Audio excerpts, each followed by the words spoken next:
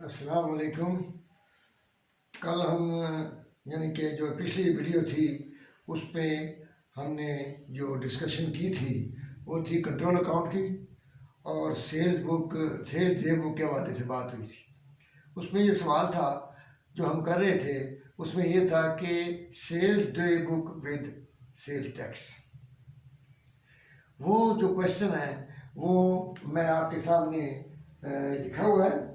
और ये क्वेश्चन जो है ये बता रहा है कि जनाब के अलाइड रेडियो, जैसे कि आप जानते हैं कि सेल्स डे बुक में हमें पहले नाम लिखते थे, ये हमारा सेल्स डे बुक है जो हमारा कस्टमर है, और उसके बाद हम उसका डिस्क्रिप्शन लिखते थे कि क्या चीज़ खरीदी है, ये चीज़ें खरीदी गई है, सारा काम जो है ये हमने कल कर लिया था।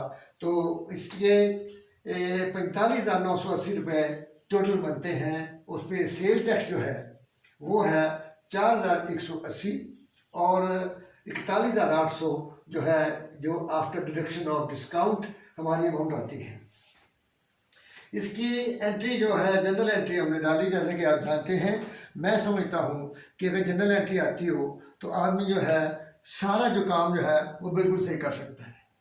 जनरल एंट्री आती ना आती हो, ना उसे लेजर आ सकता है, ना उसे ट्रायल बैलेंस आ सकता है, ना उसे प्रॉफिट लॉस अकाउंट आ सकता है, ना एडजस्टिंग एंट्री आ सकती है। तो आपको ध्यान में रखना चाहिए कि आपने जनरल एंट्री को समझना है, और जनरल एंट्री आ गई है तो ये बुक्स ऑफ ओरिजिनल एंट्री है। बुक्स ऑफ ओरिजिनल एंट्री अगर आती है तो इसका मतलब है कि सारा काम आपका खुद ब खुद हो जाएगा, क्योंकि बाकी इसके बाद इस एंट्री की नकल होती है जो कि अकल से मारनी होती है। इसलिए आपने क्या किया कि अकाउंट सेबल, क्योंकि सेल्स डे बुक जो होती है वो क्रेडिट सेल की होती है, और सेल टैक्स पेबल आपका है 4,180। ये आपको मैंने बताया था कि गवर्नमेंट को पे करना है। सेल्स रेवेन्यू हमारा है वो जो विदाउट सेल्स टैक्स है। तो ये हमने हमारी एंट्री की। उसके बाद इसका हमने लेजर बनाए, और लेजर के लिए है कि अकाउंट सेबल में 45,980 जो है ये हमारा आएगा। ये है जनरल लेजर में, ये एंट्री जो है जनरल लेजर में हमने की है, जनरल में की है। और ये जनरल लेजर में जब जाएगी तो ये इसकी सूरत ये बनेगी। 3 अकाउंट बनेंगे, पहले टैक्स के बगैर 2 अकाउंट बनते थे जिसमें अकाउंट सेबल और सेल्स रेवेन्यू। अब बनते हैं 3 के सेल टैक्स भी आ गया। सेल टैक्स हमारा क्रेडिट है, ये हमने क्रेडिट कर दिया है। 41,800 क्रेडिट कर दिया है। 45,980 हमारा डेबिट है, ये हमने डेबिट कर दिया है। तो इस तरीके से हम इनके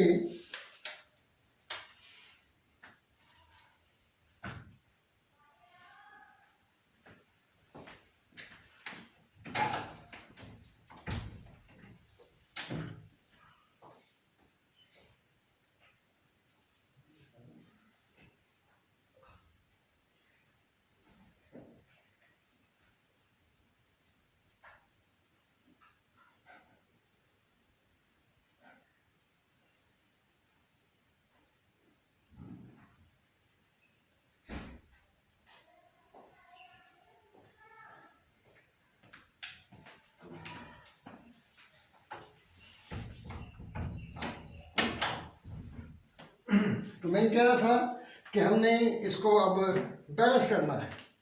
तो बैलेंस जब करेंगे तो हम क्या करेंगे, इस यहाँ पे लिखेंगे बैलेंस 45,980, इसका बैलेंस आ जाए 4,180 बैलेंस है ये, और इस तरह इसका आ गया 41,800 ये बैलेंस है।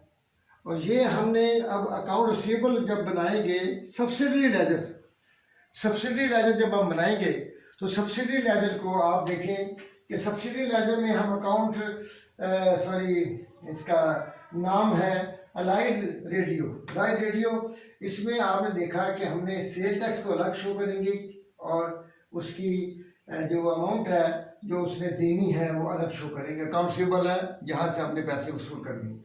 इसी तरह हमने इसको ये पोस्टिंग की है, क्योंकि ये पोस्टिंग है ये अकाउंट रिसीवेबल में 45,980 आएगी, लेकिन ये 2 अलग अलग चीज़ें हम शो करेंगे वहाँ, ताकि पता चले कि सेल टैक्स कितना है और वो कितना है। तो इस तरीके से ये हमारी जो है सेल टैक्स का काम हमने मुकम्मल कर लिया है। अब आते हैं हम control account with purchases day book. तो control account with purchases day book जो है वो हम अब करते हैं और उसको शुरू करते हैं।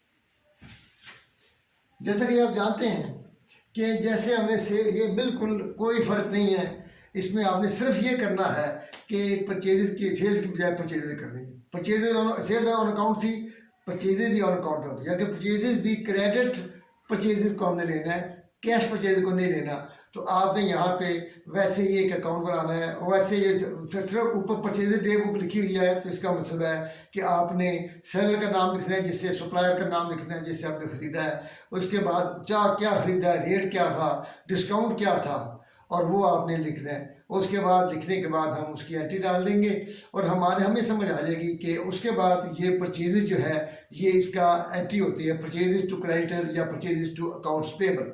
अकाउंट्स पेबल जैसे अकाउंट्स पेबल में एक आदमी नहीं होता, उसमें एक से ज़्यादा भी हो सकते हैं, एक भी हो सकता है। तो उन तीनों का हमने सब्सिडी लेजर बनाना है। सब्सिडी लेजर का total should be reconciled with the accounts payable, और अकाउंट्स पेबल से मिल जाएगा तो इसका मतलब है कि हमारा, और जनरल लेजर में एक जो है जनरल में एक एंट्री होती है, और वहाँ से हम क्यों यहाँ करते हैं क्योंकि हमारी परचेज इतनी बढ़ चुकी हैं कि हम एक एंट्री जनरल से इसको कंट्रोल नहीं कर सकते। हम उनको जो जिन लोगों को हमने पैसे देने हैं हमें पता नहीं चलता कि कौन कौन लोग हैं, उसके लिए हम सब्सिडी लेजर बनाएंगे। और मैं बता चुका हूँ subsidy ledger will not be the part of the accounting process. This is a memorandum entry which we have passed only to keep intact that all the persons to whom we have to pay, they what is the position and what is the balance which we have to pay on and what we have paid. What is the balance? तो ये तमाम बताने के लिए हमने subsidy laser खोला हुआ है, और वो जो सब्सिडी लेजर का बैलेंस है जमा करके जब अकाउंट्स पेबल से मिल जाए तो इसका मतलब है कि हमारा सवाल ठीक है।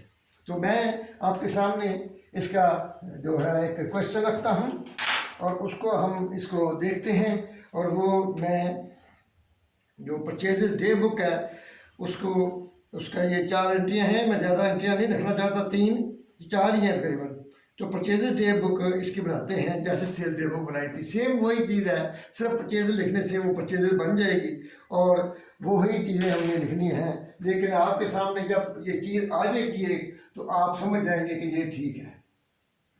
परचेजेस डे बुक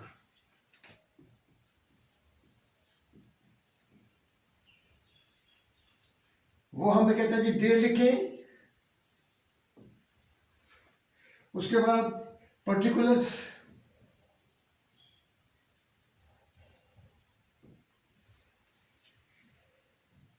उसके बाद इनवर्ड इनवॉइस। इनवर्ड इनवॉइस का मतलब है, इनवॉइस का मतलब ही क्रेडिट सेल होता है, याद रखें।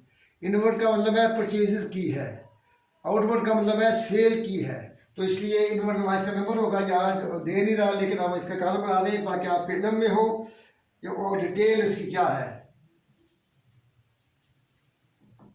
और उसके बाद टोटल आपने क्या देना है उनको,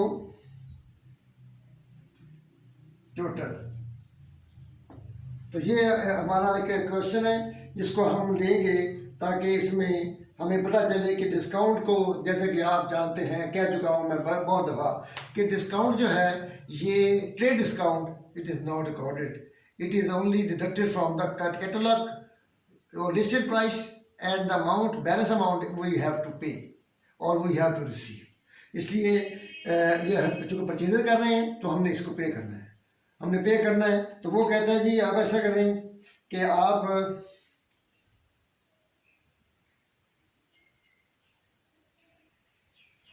ये क्वेश्चन नंबर है इलस्ट्रेशन 2 पेज नंबर 6.3 बुक है मुखर्जी। तो उसमें सबसे पहले कहते हैं purchase from electronic corporation on credit 50 black TV, और इस तरह जो डिटेल है मैं लिख रहा हूँ तो बार बार पढ़ने की ज़रूरत नहीं है। डेट है इसकी 1/1। तो आपने नाम लिखेंगे पहले इलेक्ट्रॉनिक कॉर्पोरेशन,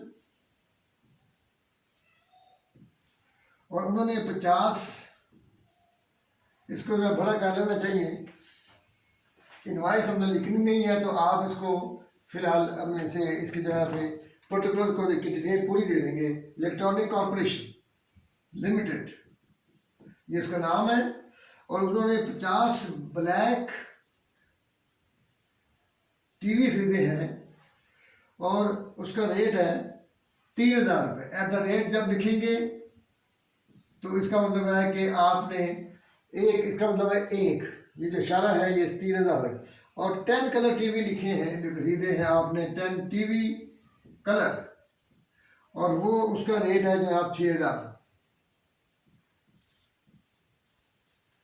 इसका मतलब ये है कि ये आप का अमाउंट जो है ये 1,50,000 हमारे पास यहाँ पे आएगा, यहाँ पे, और यहाँ पे आएगा जी 60,000। इसका मतलब है कि 2,10,000। हाँ, उसके ये कितना है जी, 2,10,000 आ गया। डिस्काउंट जो है वो हमने ट्रेड डिस्काउंट इसमें से माइनस करना है, और वो ट्रेड डिस्काउंट जो है वो है 10%। इसका मतलब है कि हम 21,000 इसमें से माइनस कर देंगे। ये निशान लगाने से क्लियर हो जाता है कि इम्तिहान में जमा ना कर देना, इसलिए आपने जेब में रखना कि 21,000 को माइनस करना है, तो ये आता है 189,000। इसके बाद नेक्स्ट डे क्या हुआ जी, नेक्स्ट हुआ जी आपका 9 जनवरी को, 9/1 को आपने पीको इलेक्ट्रॉनिक कंपनी को माल, पीको कंपनी, बस मैं मुझसे लिख रहा हूँ, आप समझ जाए कि ये हमने नाम लिखा है जहाँ से हमने ये चीज़ें खरीदी हैं। तो पीको कंपनी से हमने 10 पीसीज ऑफ टेप रिकॉर्डर खरीदे हैं जी, 10 PCs of tape recorder at the rate of 1,000 रुपये। 1,000 का खरीदा है, और इसको उसके बाद 10 पीसीज आपने और ख़रीदे हैं, और वो ख़रीदे हैं 2 in 1, 2 in 1, और उसका रेट है जो 1500 रेट है जी। और ये आपने जब खरीदे हैं तो इसका मतलब है कि इसकी अमाउंट जो बनती है वो बनती है, इसकी 10,000 बनती है, और इसकी ये भी 10 है, मेरा ख्याल 10 लिखना चाहिए, 10, तो ये बनते हैं 15,000, ये बन के 25,000। इसका डिस्काउंट जब हम निकालते हैं 10% तो आता है 2500। ये माइनस करें तो आप अगले कॉलम में इसका 22,500 अमाउंट आपने इसको अब देना है डिस्काउंट निकाल के। तो इसके बाद तीसरी आइटम है, और वो है डेट उसकी 19 तारीख। 19 तारीख को आप कलकत्ता कॉरपोरेशन,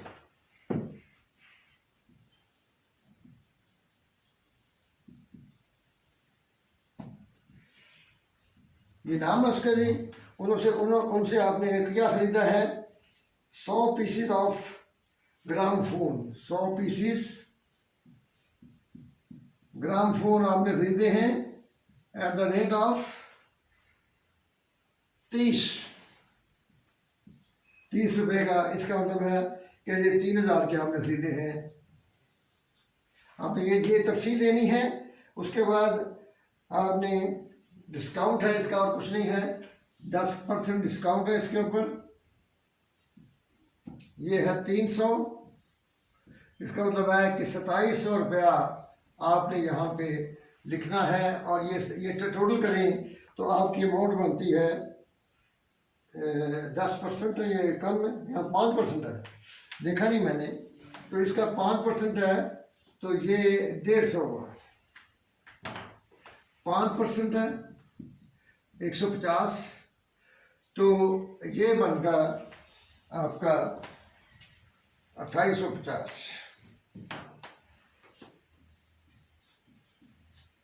तो टोटल करते हैं इनको तो ये बनता है 2,14,350। 2,14,350 ये हमारे पास एक परचेज डे बुक आ गई है। अब इसको हमने पहले जनरल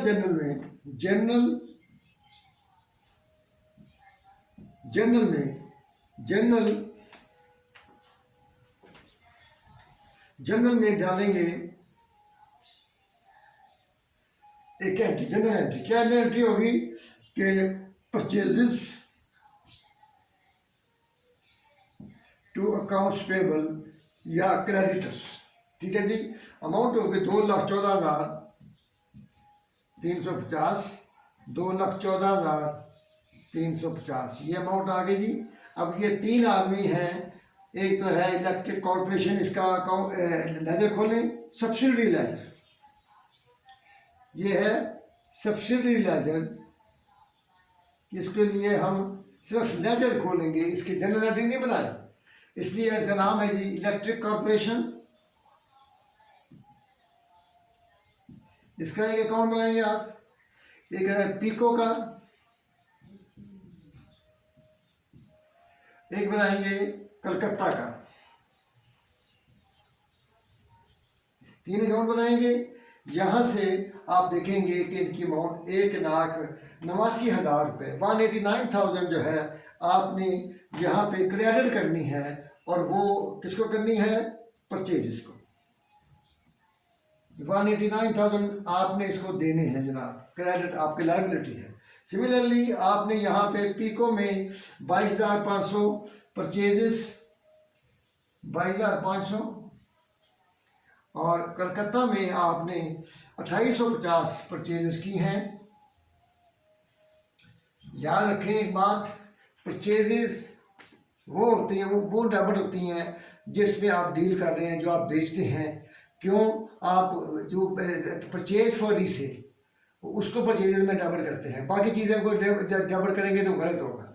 इसी तरह ये हमारे बैलेंस आ गए हैं। तो ये इन बैलेंस को, ये बैलेंस जो एक ही एंट्री है 2,500, इसका 1,89,000 बैलेंस है, और इसका जो है 2,850 बैलेंस है।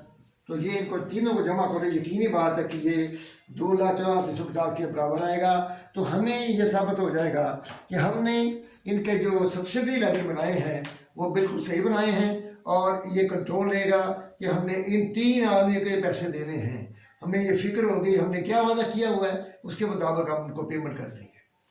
तो ये है, ये जो है अपना एक सवाल था, इसको हमने कर लिया। इसके बाद आती है परचेज रिटर्न। ठीक है जी, परचेज रिटर्न वैसे ही है जैसे कि आप जानते हैं कि सेल्स को हम सेल जब रिटर्न करें तो सेल को डेबिट नहीं करते, इसी तरह जब परचेजेस को रिटर्न करें तो परचेज को क्रेडिट नहीं करते। हम जाते हैं ग्रॉस परचेजेस, और ग्रॉस सेल की अमाउंट हमारे पास हर वक्त मौजूद हो, और हमें ये नहीं पता हो कि परचेज रिटर्न कितनी होती है और सेल रिटर्न कितनी होती है। उसको आप पढ़ चुके हैं। अब यहाँ सेल्स रिटर्न करेंगे, और इसका मतलब ये है जब सेल्स रिटर्न करेंगे तो कस्टमर एतराज़ करता है। कौन एतराज़ करता है? कस्टमर कहता है ये चीज़ डिफेक्टिव है, ये चीज़ ऐसी है वैसी है, और वो वापस करता है। और वो परचेज रिटर्न एक अकाउंट बनता है, थोड़ी अकाउंट नहीं बनता बल्कि उसकी एक डे बुक बनती है, जैसे हमने बनाई है अपना परचेज डे। अब देखिए purchase return day book, purchase return day book में हमने सिर्फ वो आइटम लिखनी है जो हमने वापस की हैं। और इनको जब परचेज डे बुक बनाते हैं तो हम उसका बनाते हैं डेबिट नोट बनाते हैं, और वो अपना जो सेलर है वो क्रेडिट नोट बनाता है। और वो ये नोट जब बन जाए तो इसका मतलब ये है कि चीज़ें वापस हो गई, एक्सेप्टेड हो गई हैं। तो उसकी एंट्री क्या होगी, उसको कैसे करेंगे, ये आपके सामने रखता हूँ।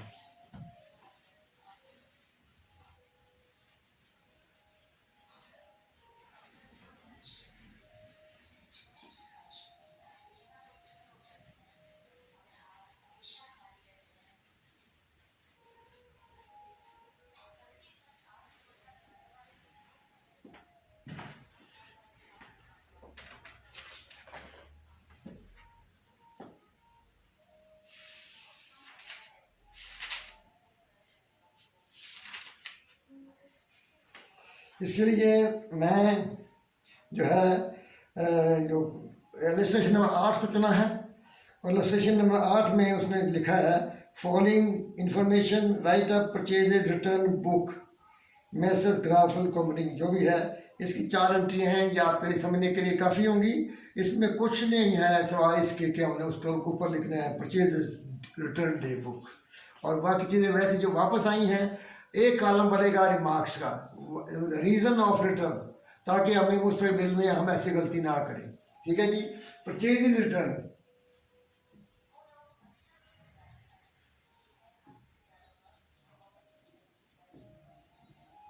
हम ऐसे लिखेंगे डेट,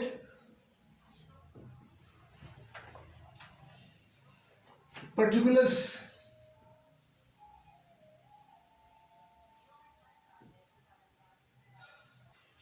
और इसके बाद जैसे हम जानते हैं कि इनवाइस नंबर होगा, परचेज इनवाइस, इन्वर्ट इनवाइस, तो हम उसकी जगह पे छोड़ते हैं ताकि हमारा काम जो है वो बेहतर हो। अल्लाह फिक्स नहीं छोड़ते हैं कि ये लेजर का पेज होता है और हम अमाउंट लिखेंगे।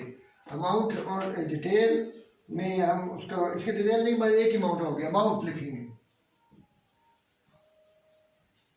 और रिमार्क्स, रिमार्क्स का कॉलम आपने ध्यान में रखना कि ये होता है कि तो पता चले कि क्या आपने वजह क्या बनी थी। ये अपट्रॉन टेलीविज़न कंपनी ने वापस किया है। तारीख है इसकी 1 मई 15 को। अपट्रॉन में, मैं नाम मुख्तर से लिखूंगा, आप इसमें परेशान ना हो कि जो आपने पूरा लिखना है। 4 कलर टीवी वापस की हैं, 6,000 का एक है। 4 टीवी कलर और rupees at the rate of 6,000 rupees, 6,000, इसका मतलब है कि 24,000 रुपये यहाँ आएगा। तो इसके बाद आपने अगली जो है एंट्री वो है 15 मई को। 15 मई को आपकी एंट्री जो अगली है उसमें आपने फिलिप्स कंपनी को वापस किया है जी, ने वापस किया, सॉरी, तो को वापस किया है। 2 पीसेस, 2 पीसेस क्या चीज़ है, 2 in 1 at the rate of 2500। तो यकीनी बात है कि ये 5,000 बनेगा। इसी तरह 19 मई को,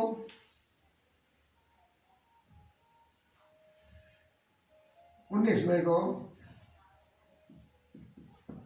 19 मई को क्या हुआ जनाब, बजाज इलेक्ट्रॉनिक्स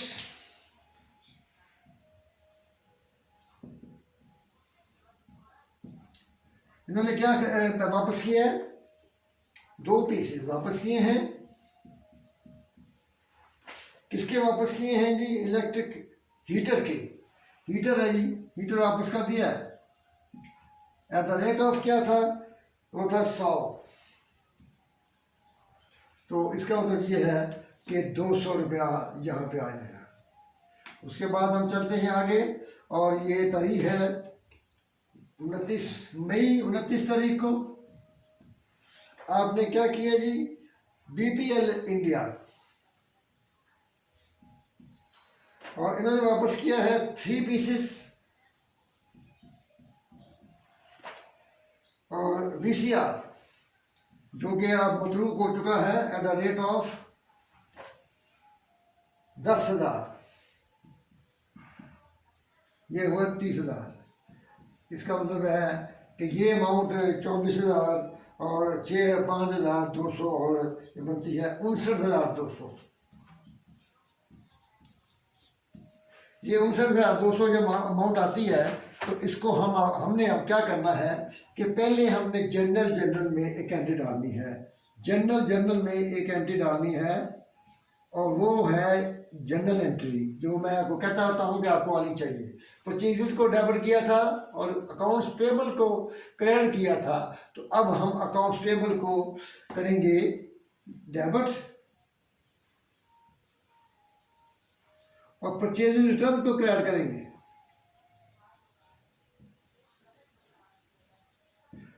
क्योंकि अकाउंट्स पेबल डेबिट हो गए हैं, ये कम हो जाएंगे, तो इसलिए आप इनके नाम ये हैं, इनके नाम पे कंट्रोल अकाउंट सब्सिडी लेजर में खोलेंगे। पहले इसके अकाउंट बनाए, जनरल लेजर बनाए, सॉरी जनरल लेजर बनाए, पहले जनरल लेजर, दो अकाउंट खोलेंगे, अकाउंट्स पेबल, उसमें डेबिट पड़ा हुआ है कितना, 59,200, और यहाँ भी 59,200 है, ये हमने यहाँ पे लिखना है 59,200, और ये परचेज रिटर्न है, बैलेंस इसका है 59,200। दूसरा आदमी है फिलिप्स, सॉरी ये दूसरा है परचेज रिटर्न,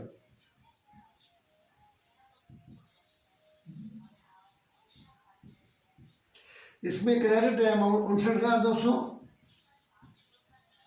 और ये कहाँ से आई है, अकाउंट्स पेबल से। इसका बैलेंस जो है हमारे पास ये है 59,200, ये हमने अकाउंट साथ मुकम्मल कर दिए। अब आता है सब्सिडी लेजर।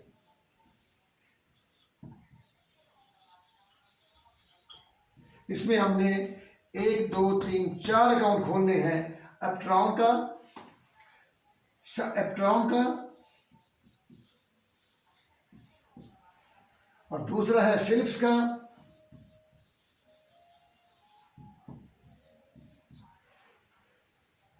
तीसरा है बजाज का,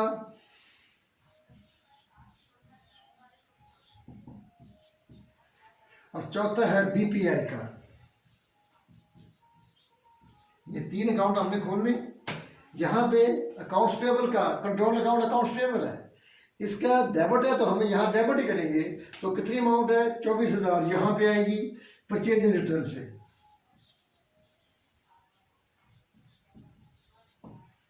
ठीक है जी, परचेज रिटर्न से हमें ये क्रेडिट है तो credit amount, sorry accounts payable, ठीक है 24,000। इसी तरह दूसरा जो आदमी है फिलिप्स, उसमें है 5,000, और ये 5,000 जो है ये यकीनी बात है कि परचेज रिटर्न है। इसी तरह बजाज ने दिया है हमें 200 परचेज रिटर्न, और बीपीएल ने दिया है हमें 30,000 की चीज़ें वापस। तो ये कहाँ से आई हैं, purchase return, purchase return, purchase return, और बैलेंस हम इसके निकाल देंगे। तो 30,000 है, और इसका 200 है, इसका 5,000 है बैलेंस, और इसका बैलेंस है 24,000। तो इस तरीके से जनाब ये आप जब टोटल करने की यकीनी बात है, ये 59,200 आएगा। अगर ये कम आता है तो फिर आप समझें कि आपके गलती हुई है आपसे, आप गलती आपको इन्वेस्टिगेट करें और अपनी गलती को ठीक करें। ये एक बात। दूसरी बात ये है कि मैं आपको ये कहता हूँ कि अगर ये सेल टैक्स शामिल हो तो आप एक एंट्री है, बाकी सारा आपको आप पता है कि ये सेल की मैं एंट्री कर देता हूँ और साथ ही परचेज की कर देता हूँ, आपको समझ आ जाएगी। उसके लिए एक्सरसाइज करने की मेरा ख्याल ज़रूरत नहीं है। तो हम ये मेरा ख्याल आपको क्लियर होगा। मैं आपको एंड पे इसकी दोनों की एंट्रियाँ पैरेलल रख के बताता हूँ कि कैसे करनी है।